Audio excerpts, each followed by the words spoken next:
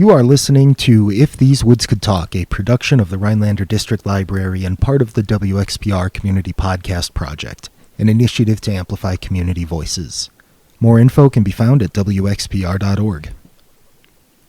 In this edition of If These Woods Could Talk, Bob Martini shares first-hand knowledge of Wisconsin's history at the forefront of water conservation policy. Bob has been speaking on this topic for decades, and his expertise on the matter is evident. I hope you enjoy learning with Bob Martini.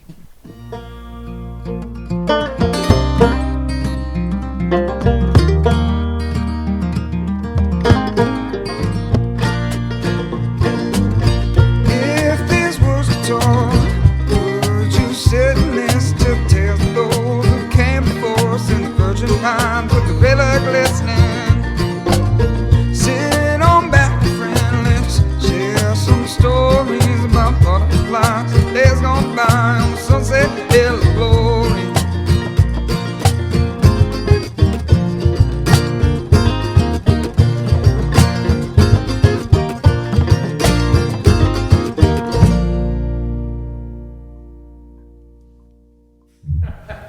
I'm Bob Martini. I've worked on water quality in northern Wisconsin for 50 years, both personally and professionally, and I've got some historical information about how this all happened.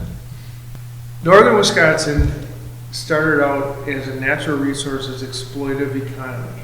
At first they exploited the furs in northern Wisconsin, then onto the lumber and timber industry, where they really didn't have any restrictions at all about cutting timber. In fact, in many cases they cut timber that didn't even belong to the companies that cut it. Then the mining occurred in the Gogebic Range up in the northwest. That was an exploitative technology as well. Very few restrictions. All of these economies had impacts on the natural resources. The tourism economy itself exploited the fact that we had really good fishing and hunting in this area, but there weren't any restrictions on fishing and hunting. So populations declined. Those game fish, for instance, that were targeted. So each of these exploitive natural resources economies had adverse effects on the timber and the mining resource, as well as the impact of mining on surface water, the fish and wildlife that were exploited by the various industries. And these industries helped civilize the area. The towns and communities in this area were built on those economies. Rhinelander is a good example. I mean, the paper mill certainly has affected thousands of lives in Rhinelander positively. I mean, there was strong salaries, strong careers, generations of people and families worked at the mill and had a good living. But there are side effects to that. The same is true of the sawmills in Rhinelander. There were dozens of sawmills in this area cutting the virgin timber. The timber that had grown for 400 years was exploited in less than 70 years in this general area. And only the prime top timber was cut, the rest of it was wasted. Another example is hemlock. The Milwaukee area tanneries at one time produced more leather than any other city in the world. They took the hides from Chicago stockyards and tanned them in Milwaukee. They were tanned using hemlock bark. Hemlock bark was the only source of leather tanning chemicals at the time. The hemlock bark came from northern Wisconsin. The hemlock trees, some of them 5 feet in diameter, were cut for their bark. The trees were left to rot. They overexploited the hemlock populations. They don't regenerate as well because they're fed on by deer and other things. So we have very few hemlock now compared to what the original forest contained. We also have very few old growth forests in northern Wisconsin. Less than 1% of the forests that were originally here as old growth are present today. So there are all kinds of implications from that. That the habitats change, the populations of organisms change, and there are a number of organizations in northern Wisconsin that are trying to protect what we have left, the remnants of the forest, the remnants of the fish and wildlife populations. And these are range from government agencies like the Wisconsin DNR, where I worked for 32 years, to nonprofits. like the Northwoods Land Trust, which tries to protect land in 6 counties, or the Wisconsin Green Fire, which I serve as a board member of, which is dedicated to science-based natural resource management, not political management. Riverlands of Wisconsin protects rivers. There's a whole series of wetlands groups and all sorts of groups in Wisconsin that are attempting to try to protect what we have left and try to make sure that science-based natural resource management is used instead of political decision-making. In every case that's been studied, from Aldo Leopold on, science-based natural resource management is shown to not only protect the resource, but also to protect the economy, because the economy depends on sustainable natural resources. We are not a manufacturing economy here. We depend on tourism and sustainable natural resources management. So with that as a backdrop, there are a series of impacts that we suffered in this area. I worked on water quality for 50 years, and the biggest water quality problems were in the Wisconsin River, the largest river in the state, 430 miles of river, 26 hydro dams, 21 storage reservoirs. They called it the hardest working river in America because it really worked hard, and it showed it. But when I started in 1976, if you went below Rhinelander, below the paper mill, down at Hat Rapids Dam, the entire flowage from the dam on up was covered with sludge. And that sludge was a direct result from untreated discharge from the paper mill. Those solids would move downstream, settle to the bottom, and then in the summer, when the water warmed up, they would decay anaerobically, and those gases would rise the sludge to the surface, where they dried in a kind of a crust across the entire flowage. Small animals could run right across the flowage on that crust. It was so thick.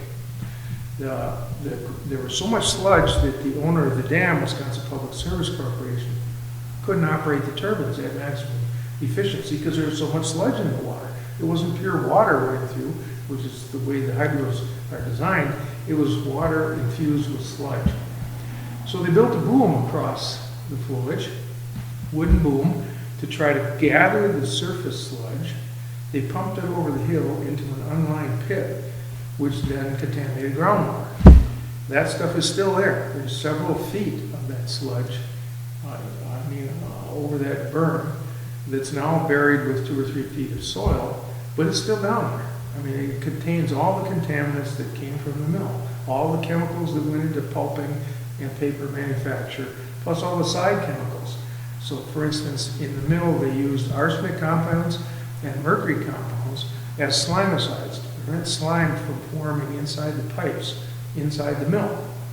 Well, obviously, those are toxic, so they were discharged along with the other pollutants. Now, we know exactly when those arsenic and mercury compounds were discontinued as a result of regulation. So when I first started, we went down and did a core at Hat Rapids of all that sediment, 6-foot core. There was a lot more than 6 feet, but we took a 6-foot core, froze it, sectioned it into sections, and then analyzed for mercury and arsenic so we could determine how old those sediments were. How long does it take to put 10 or 12 feet of sediment in a river? We found that the upper 6 feet was only about 65 years of sediment. Of course, the mill had been in operation for 100 years. So there was a lot of material going into the river. I can cut in. Go ahead. What does that say about what's deeper than that? What's below those 6 feet that you said? Well, it hasn't been analyzed because as a result of the Clean Water Act, which was passed in 1972, we started working on a waste load allocation of the Wisconsin River, which means you allocate a certain amount of waste to each paper mill and municipality in the river. There were 15 pulp and paper mills, 65 communities discharged into the Wisconsin River. All of those have a load, a pollutant load. We calculated using a rudimentary computer model, calculated exactly how much waste each mill and each city could put in the river each day, depending on the flow of the river and the temperature of the water and the season of the year. So those 3 factors determine how fast the waste is going to decay, what kind of oxygen demand that decay will have, and where the critical points are going to be in the river. Our model divided the river from Rhinelander to Petenwell into 1/10 of a mile segments. For each segment, we characterized the depth and the geometry of the river cross-section, the chemistry of the water, the algae dynamics, re-aeration, all kinds of things went into this model. And using that model then, we calculated exactly how much each mill and city could discharge each day depending on those characteristics, flow, temperature, and season. Then we put those requirements into legally enforceable permits so that we didn't have to go out to the river and say, there's a low oxygen level, you caused it, and then have to prove in court that the oxygen level in the river was caused by this discharge or discharge. We had tried that for 20 years in Wisconsin. It doesn't work. This case, all you have to do is show that they violated the permit. The permit reflects what the river is doing out there. It determines, how much oxygen will be in the water with each level of discharge. So it was enforceable for the first time in 100 years. After that was finished, we put those permits in every municipality and every paper mill, so that they were all subject to the same waste load allocation. And then we started enforcing. Eventually, we cut back the waste by 93% in the river. The river cleansed itself. We had some big storms, like the flood of '93, for instance, washed all that sediment out, went downstream. Each dam had sediment loads, but the tremendous hydraulic force of those floods took it all downstream, and now it's a problem in the Gulf of Mexico. The Gulf of Mexico has a big dead zone, the size of Connecticut. And the reason for that is that everybody up on the river did the same thing after the Clean Water Act was passed. They stopped the discharge of waste and let all of that waste go downstream to be somebody else's problem. The solution is don't put the stuff in there in the first place. Don't make the mess instead of trying to clean up the mess. Our mothers were right. Don't make the mess instead of trying to clean up the mess. It's easier and everybody benefits. So, of course, there's a political side to this too. Everyone in the valley knows that paper was the main industry in all the major cities in the valley. All of the elected officials in the valley said, if you cut back on paper mills, these mills will move to Alabama, someplace where there aren't any restrictions. Or they'll just lay off their people and go out of business. They can't do it. You can't survive these cuts and still sustain a paper industry. Well, just the opposite happened.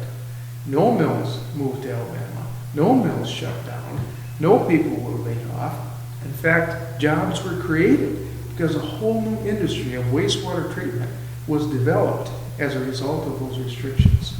Some of the big technical companies in Wisconsin were directly related to that action. The requirement that everybody does wastewater treatment improved companies like Rexnord and others in Wisconsin that concentrated on the technology and the equipment and the savvy and the operation of wastewater treatment plants. So that was a whole new industry. In addition, the technical directors at the paper mills told me after it was all over, not for dissemination to the press, but they told me that this saved the paper industry because the paper industry is water dependent, fiber dependent, and energy dependent. Those three things are really important in the paper industry. Every one of those technical directors said that these restrictions required that they redo their industrial processes to save fiber, water, and energy. Those three things were required in order to get the waste down to a concentration that was efficient enough to put in a wastewater treatment and remove the waste. The more concentrated a waste is, the more efficient the wastewater treatment plant can be. If you have really dilute waste, a wastewater treatment plant isn't efficient at all. It's not cost effective. Well, in addition to taking all that junk out of the river before it went into the river, they then started using that residual. A lot of the stuff that went into the river, like the black liquor, for instance, is now sent to companies that have made over 60 products that they sell from the stuff that used to go in the river and contaminate the water. Now they sell it as byproducts. Things like vanilla, for instance, is made from the black liquor, drilling muds, all kinds of things are made from the materials that are taken out of the wastewater before it's discharged to the river. There's a lot of clay in paper making. That clay was then used in drilling muds. There's a lot of fiber used in paper mowing. Some of those fibers that couldn't stay on the sheet were then removed and have been composted and used in central Wisconsin where they have sandy soil and they need fiber. They need organic matter in the soil. So it was sold to those people with clay, nitrogen, and fiber. The three things that farmers need to add to their soil in central Wisconsin because it's sandy and not very fertile. They need organic matter to hold water, they need nitrogen for fertilizer, and they need the clay to try to change the mixture of sand and clay to make a better soil for growing the vegetables. They're one of the best vegetable growing areas in the nation. So they all benefited. It was just the opposite of what they predicted was going to happen. And this is a theme that cuts across the various issues that I worked on. Worked on the cleanup of the Wisconsin River, the cleanup and research on acid rain, aldicarb in groundwater from potato growing in the central sands, and the relicensing of the 26 dams of the river. All of them had the same pattern. They all started out saying, the industry started out saying, we'll go out of business, we'll move out of Wisconsin, nobody will be able to afford it. It turned out just the opposite. So a second example is acid rain. We started working on acid rain in 1979. We were told by our own DNR not to work on it. That's an Ohio problem, that's a New York problem. Or don't even work on it. We were ordered to stop. So we went to EPA Duluth and got about $2 million worth of funding to do thousands of lakes, sample thousands of lakes, sample the air to determine what the snow and rain had as far as pollutants, and then to determine how to fix this problem. We did that. We found that although DNR said not to work on it, our rainfall in northern Wisconsin was 10 to 100 times as acid as normal. And that was just as bad as New York. But we had thousands of lakes susceptible to acid rain. We estimated we had 2,000 lakes that could have been acidified in northern Wisconsin with 10 to 100 times as acid as normal rainfall.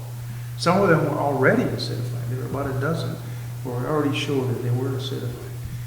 So we went public with it. Went all over the state. I gave 36 speeches on acid rain all over the state. The press picked it up. It gained momentum. Then DNR in the central office said, well, you got the data. Let's run with this. And Tony Earl was the one that changed the whole thing around when he was the secretary of DNR. After that, we started working on controls. And there again, utilities said the same thing. We'll go out of business. People won't be able to afford their kilowatts. They'll move out of the state. Businesses will move out of the state. It'll be too expensive. So we told the utilities, look, you calculated this cost all wrong. Don't take the sulfur out of the air when you're out of your stacks. Don't put the sulfur in the first place. Don't try to clean up the mess. Prevent the mess in the first place. Go out to the west where they have low sulfur coal.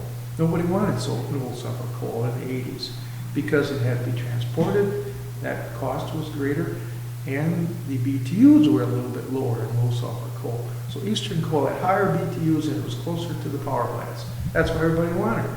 Go out to the west, buy low sulfur coal, and that'll reduce the sulfur that's causing the acid that causes the lakes to be acidified.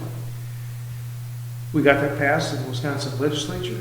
Republicans, Democrats worked together at that time. They weren't like it is now, where everything is off the table. You can't do anything good for society now because they don't talk at all. At that time, once you showed them that the data was there and that science backed natural resources management, they went along with it. Utilities went out to the west. They locked in 30-year low sulfur coal contracts. They implemented that. They used that fuel in the same power plants that were out there before. They didn't change the power plants. They didn't build scrubbers or anything like that. They just used different coal. The sulfur dropped dramatically. The rainfall acidity changed dramatically. The lakes, a dozen or so that were acidified, went back to normal because of natural buffering capacity in the watershed. Everybody gained. In addition, because they locked those low sulfur coal contracts in for 30 years, eventually our Senator, Gaylord Nelson, who was the chair of the Environment and Public Works Committee in the Congress, tried to make sure that the Wisconsin experience was implemented all over the United States, and he was successful. It got implemented in federal law, almost exactly the same law that was passed in Wisconsin. Well, then everybody wanted low sulfur coal. You know, the price skyrocketed. For 30 years, we had some of the lowest cost kilowatts in the nation because we had looked ahead with the science, figured out how to take care of the problem, implemented it, and then everybody else who were lagging behind eventually came into the market, jacked up the price because demand went up. We were sitting with the 30-year contracts at the original price that caused us to have the lowest kilowatt prices. Just the opposite of what was predicted. The same thing happened with eldercarb in the central sands. Eldercarb is a pesticide that kills Colorado potato beetles on the potato plants. There's only one company that made it. That was Union Carbide. And they decided that their marketing campaign would say you cannot tolerate even one Colorado potato beetle on a potato plant. You'll lose your yields. You can't even have one. You have to use our product to kill those Colorado potato beetles. So they bought it. The potato growers all over the central sands were using this stuff. The problem is they were also irrigating in large amounts. So that water was leaching the eldercarb down into the groundwater along with nitrogen or everything else there. But because the soil is sandy, it had no organic matter to hold those chemicals in the surface. So when you irrigated, it brought all those materials down into the groundwater. In some cases, potato growers were drinking their own eldercarb. Their families were drinking their own eldercarb and nitrogen because they were leaching it out of the top layers of the soil. They said the same thing. We can't do without eldercarb. We'll go out of business. We can't grow potatoes. If the company just told us you can't have a single potato beetle on a plant. So we said, well, let's turn to the science again. Science-based natural resource management, just what Greenfire is saying. Now, let's figure out how many beetles can be on a plant before you lose your yield. Went to UW Experiment Station in Hancock, gave them the question. They did all these plots, did all the research, and found out you could tolerate maybe 8, 9 beetles on a plant before your yield went down. That meant you didn't have to use eldercarb. It was all a marketing campaign. Eldercarb was expensive. It was the most expensive pesticide on the market at that time. They had a monopoly. Nobody else made systemic pesticides for Colorado potato beetles. We got the legislature to ban it on sandy soils. Again, the legislature was talking to each other between Democrats and Republicans, not like now. Once the science and the data was there, they went ahead and banned eldercarb on the sandy soils that could get to the groundwater. Just the opposite of what they said would happen. The eldercarb was so expensive per acre, including the cost of the pesticide and twice application costs, that they were making more per acre without eldercarb than they were with it. And in addition, they weren't contaminating their own groundwater that their own families were drinking. Just the opposite of what they said. And in all of these cases, people were basing their opinions on theory.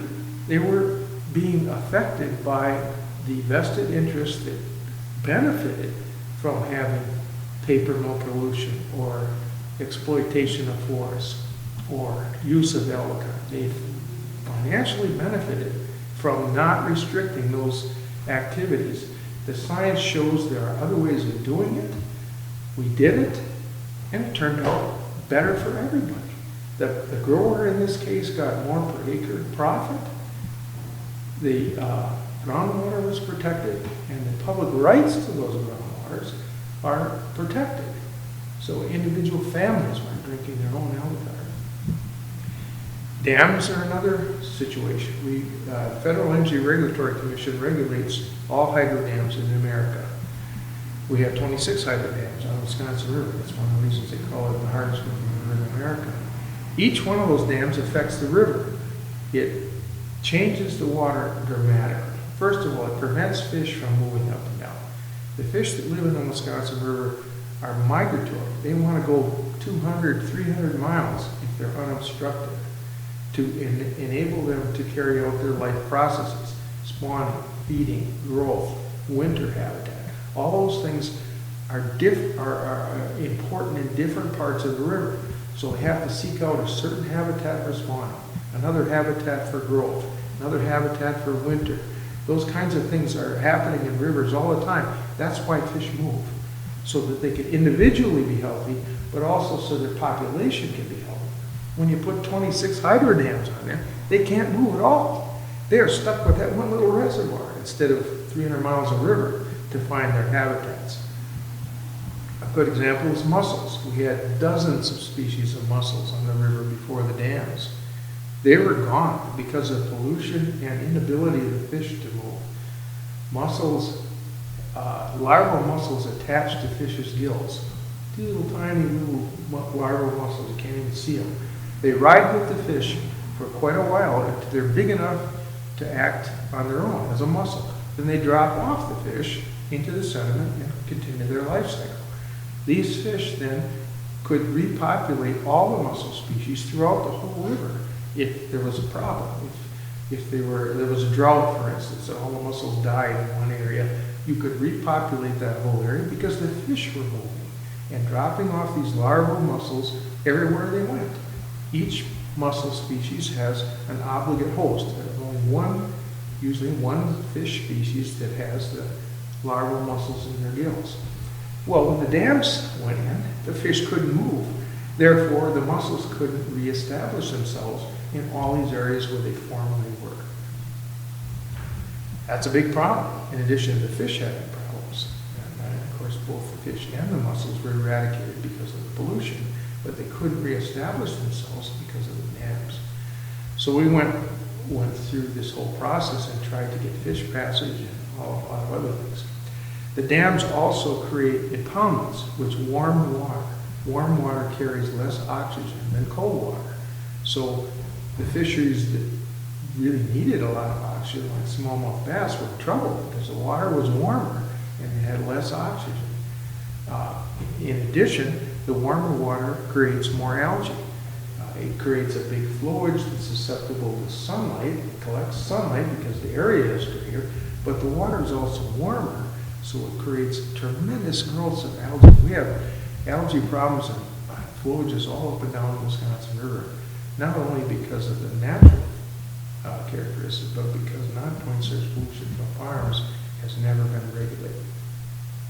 So all of these issues were dam issues, and we wanted to make sure that when the Federal Energy Regulatory Commission renews the 35-year licenses for each dam, that they had protections for fish and wildlife and endangered species and recreation and water quality, even archaeology on these flowages. There's 16 different plans that these licensees have to do to get a new license. All of them protect the public interest. The public interest in archaeology, the public interest in water quality, fish, wildlife, endangered species. You know, all those things, safety, recreation, all those things are built into those licenses. So we went to the Federal Energy Regulatory Commission, commented on all the license renewals on the river and the rest of the state, and told them, look, these are the public uses of this water. These are the assets that the public own. You've got to protect those in the federal license. And the FERC agreed with us. We got millions of dollars worth of everything from fish passage to fishing piers, trails, boat landings, fish habitat improvements, wildlife and waterfowl improvements, all kinds of safety requirements, you know, built into those licenses that weren't there before. The average for each of those 26 dams is about $5 million in amenities for the public that weren't in the previous license. No tax dollars involved. They all came right out of utilities. And they said the exact same thing that everybody else said. We can't operate this. We'll go out of business. We'll get rid of all these dams. We'll take all these dams out. None of that happened. They're all still there. Not a single dam was removed. All of them are still producing power with water, which is really good because you're not burning coal or gas or anything else. No fossil fuels being involved. It's really good to produce electricity with water. But the public rights are protected under these licenses, which is different from what they had before. The public gained. There was no cost to the public. It was built into the rate structure for the utilities. Everybody benefited. Just the opposite of what they said was going to happen. And this sort of thing happens over and over again. The fear tactics that are used to try to get people to oppose regulation that protects the environment or anything else are not based on fact. That's why science-based natural resource management is the only way to go. You can't use politics, you can't use theory, social media, any of the other stuff that's used to try to influence people's attitudes don't work like scientific natural resource management does. And that's what we learned from all of these issues. We started out with an exploitation economy, which took advantage of the resources at the resources' expense, which indirectly affected the citizens' ownership of those resources. The value went down of their assets. We moved toward a regulation situation where they still did the same thing in the economy, but they did it in a way that protected the public's rights and the rights of the environment. It's a success story all across the board in the last 50 years. So what do? They want to get rid of the Clean Water Act. They want to emasculate the Clean Water Act and remove those provisions that affect industry. Not even talking about the benefits we've already seen in history and documented in each of these cases. The pattern is there, but they're trying to reduce the effectiveness of all regulatory programs in order to save a little short-term money at the expense of the long-term values. And all of this was done with science workers, not necessarily scientists. We weren't people that were doing peer-reviewed scientific papers as a main topic. It was our job as science workers to go to the scientists, read all of their peer-reviewed documents, try to figure out how to apply it to individual problems on a river, like paper mills and algal carbon, acid rain, and the dams. And use those data that were established without political influence to try to come up with a system that not only accomplishes the goal of protecting those resources and the public's rights, but also protects the industries, prevent them from adverse economic effect. And in fact, what happened is they got enhanced. The environment was enhanced and the economy was enhanced at the same time. So, it's the way to go. Science-based natural resources. And the people who did that work, in most cases, were great people, science people, committed. There are a lot of them that would have worked without salary, I think, because they really believed in this stuff. Plus, they had the education and the experience to understand the science and interpret it in a way that would affect each of these problems. Some of them are still living around here, and they should all be proud of it, but they didn't get credit. Most of them worked, toiled in obscurity. They never knew who was doing this work, but some of them are still here, like Ron Becker, for instance, who worked a lot of acid rain and paper mill stuff. Joe Eilers and John Sullivan and Kathy Webster, a whole host of people. I could name 50 science workers from Rhinelander and Madison, in addition to a whole bunch of university professors, other agencies like the Fish and Wildlife Service, and the USGS, U.S. Geological Survey, others, who contributed in their expertise. They contributed their disciplines, knowledge, and experience to make sure that the entire package protected the environment and protected the economy at the same time. It's a success story all across the board. And what irritates me now is that in the present mode, where we have serious problems like PFAS and the big one, climate change, we're seeing climate deniers, science deniers that want to totally ignore what we've already learned. We've developed this process. The process works. Now they want to ignore it and go to a political process, which we've already demonstrated does not work, either for the environment or for the economy. So that's frustrating. We need to move away from that and continue what we learned over the past 50 years in science-based natural resource management. That's my story. I'm sticking to it. Thanks for listening to If These Woods Could Talk, a production of Rhinelander District Library and part of the WXPR Community Podcast Project, an initiative to amplify community voices. For more community podcasts or for podcasts produced by WXPR, go to WXPR.org and look for a Podcasts tab. Or just search for WXPR Public Radio anywhere you get podcasts. Also a special thanks to the Old Pine Road Band for the musical theme. To learn how you can record your own story of the Northwoods, or to suggest a topic or storyteller, contact the library or check out the website at rhinelanderlibrary.org.